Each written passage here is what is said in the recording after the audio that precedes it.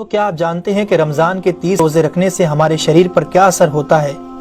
اس پر جاپانی سائنسدان نے ایک بڑی کھوج کی ہے جس کا جاننا ہر مسلمان کے لیے بے حد ضروری ہے۔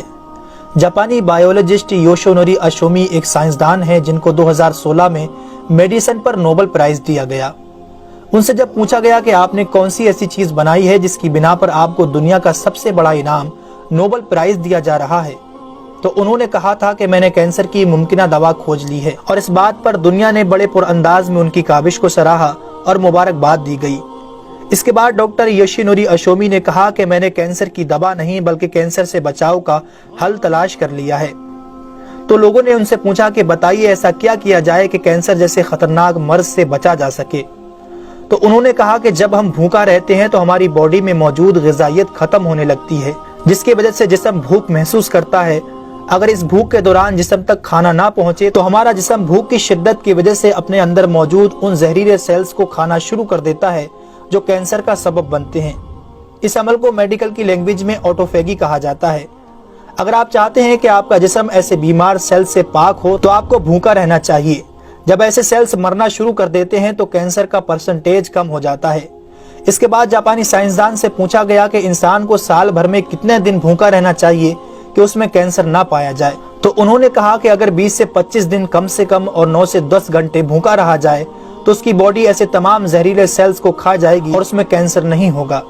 اے میرے پیارے رب کریم، آج ہمیں سمجھ آیا کہ مومن پر روزے کیوں فرض کیے گئے، اور آج مجھے اس احادیث پاک کی بھی سمجھ آ گئی جس میں آپ صلی اللہ علیہ وسلم نے فرمایا کہ ہر شے کی زکوٰۃ ہے اور جسم کی زکوٰۃ روزہ ہے۔ سبحان اللہ!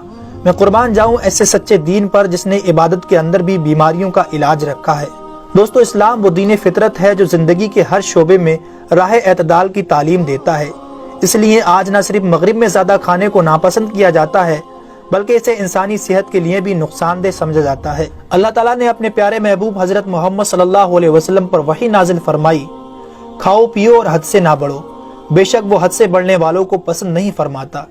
اس کے علاوہ حضرت ابو ہریرہ رضی اللہ تعالیٰ عنہ سے روایت ہے کہ رسول اکرم صلی اللہ علیہ وسلم نے ارشاد فرمایا، کھاؤ پیو اور پہنو اور خیرات کرو بغیر فضول خرچی اور تکبر کیے۔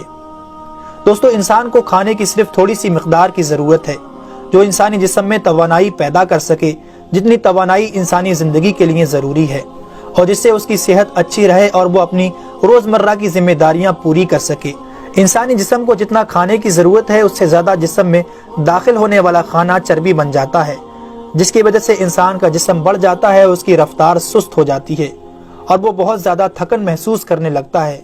اس کے علاوہ انسانی جسم بہت سے امراض کا شکار بھی ہو جاتا ہے۔ اسی لیے اللہ تعالیٰ نے روزے فرض کیے تاکہ 11 مہینوں کے دوران کھانے پینے کی بے احتیاطی کا ازالہ ہو سکے۔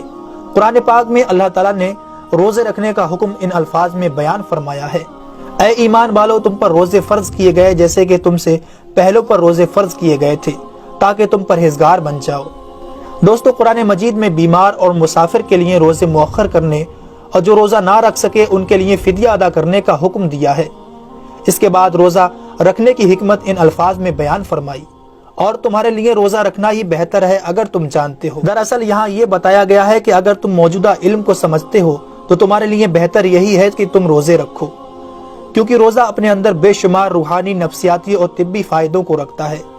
روزے کی طبی افادیت کی طرف نہایت مختصر مگر جامع اشارہ نبی اکرم صلی اللہ علیہ وسلم نے ان الفاظوں میں بیان فرمایا، روزے رکھو اور تندرست ہو جاؤ۔ اللہ رب العالمین ہم سب کو اس مہینے میں زیادہ سے زیادہ نیکیاں کرنے اور سارے روزے رکھنے کی توفیق عطا فرمائے۔ آمین ثم آمین۔